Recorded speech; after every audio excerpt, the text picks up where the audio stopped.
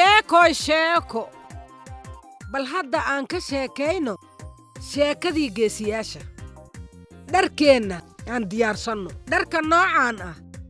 waxaa xiran jiray ilmo idinkoo kale ah inkastoo ay carruur ahaayeen waxay hayeen mas'uuliyad weyn oo ah in ay boqortooyadooda iyo xaafaddooda ka ilaaliyaan khatarta uga imaan karta gudaha iyo dibadda waxay ahaayeen geesiyiin weynaaday waxay haysan jireen wakhtiga ugu wanaagsan uguna cajiibsan markay dharkooda xidhaan diyaar ma u tihiin inaad noqotaan mataanaha baddhowr waxa keliya ee laga rabo waa inay waxa saxda ah sameeyaan dhahaanna waxaan rabnaa in uu qof walba ammaan qabo waxaanu nahay mataanaha baddhowr mar kastana waxaan diyaar u nahay wakhti wanaagsan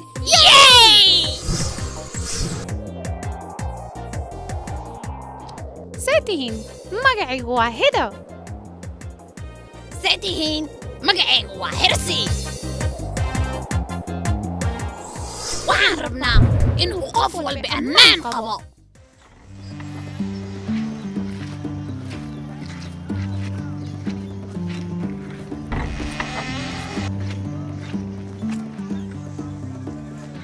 waxaan diyaar u ahay wax cajiib ah inuu dhaco wax la yaab leh diyaar baan u ahay ilaalinta xaafadda ka hortaaga khatarta oo dhan mana maqlaysaa khatare diyaar baan ku nahay waa run wax aan ka cabsoonayno ma lahan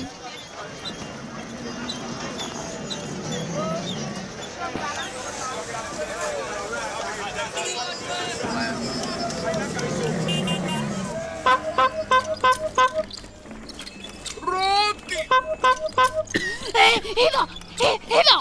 waxaan maqlay sharqan waxay ahayd cajiib iyo yaab iyo cabsi wale ma siday ayay tiri baa cajiib iyo yaab iyo cabsi dhegayso waxaan u malaynayaa buuqaas waa fayruuska korona oo nagu soo socdo inuuna helo ani xitaa waan maqlay laakiin waxaan hubay inuusan fayruuska korona buuq lahayn ma hubtaa sidee ku og tahay ani shanqarkiisu wuxuu ila eeg yahay fayruus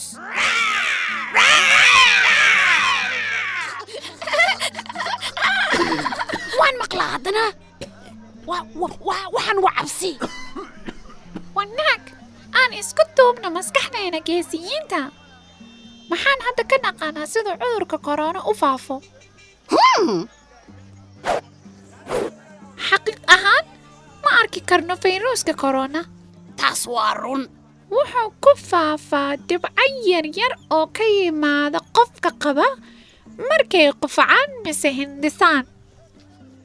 mise ay neefsadaan qof kale buuqna wuu leeyahay waa hubaa inuusan buuq lahayn wuxuu kaloo ku faafaa cunduufta labo akhas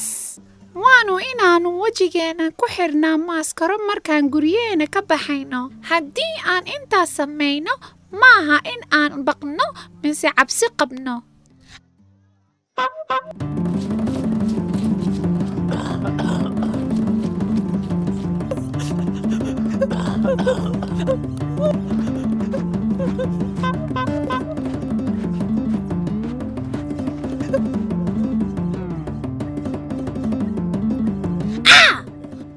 waxaan u malaynayaa inaan khaldannay hidoy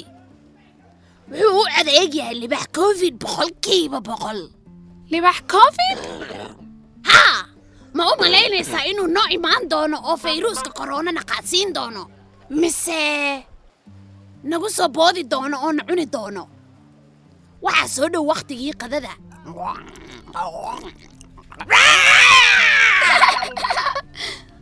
xirsi waxaad u dhaqmaysaa sida cigaal shidaad sidaas ma aha siduu u faafo fayruuska korona haye marka uu soo dhowaanaya wuxuu ahaadaba waan kuu sheegay waa inuu noqdaa libaax korona wax shakiya kama jiro waan kuu sheegay inuuna cunuhu u imaaday waanuna heli doonaa runtii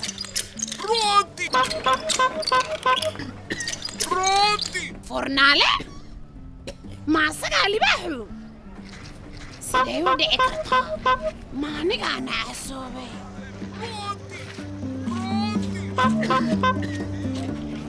waxaan ku mooday libaax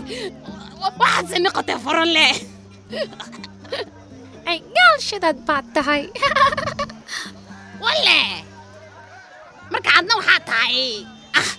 ma garanayo laakiin waxaan hubo waxaa tahay in aan nahay mataamaha beedhow haa waanu nahay fornaalaha wuxuu khatar gelinayaa xaafadoo dhan waanu badbaadin karnaa maalinka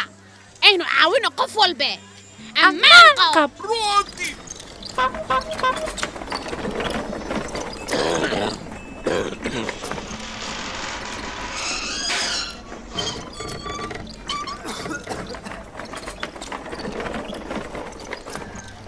see tahay foranle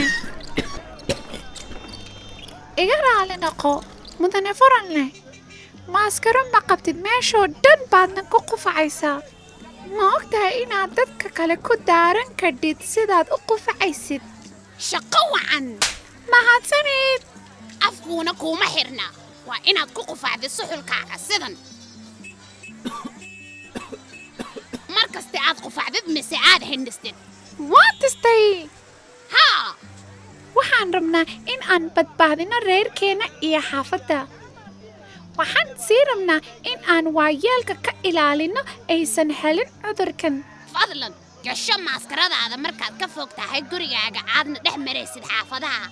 waxaad yarayn kadhaa in uu kuugu dhaco cudurka mise aad dadka kale ku faafisid haddii aad gashatid maaskaradaada ogow dadka waayeelka ayuu u sii sahliyaa marka maaskarada xirashadeeda way badbaadisaa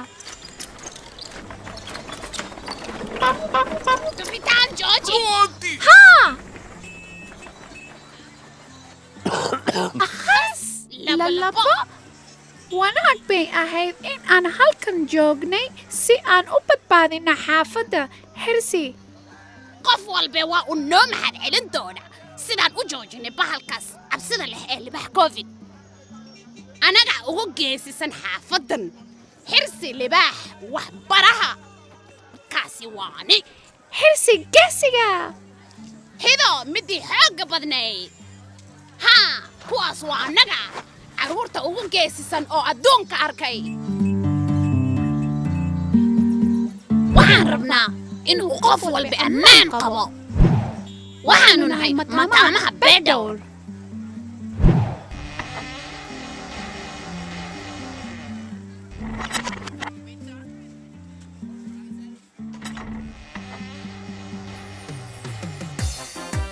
sidaas bayna geesiyaasheenna u badbaadiyeen qof walba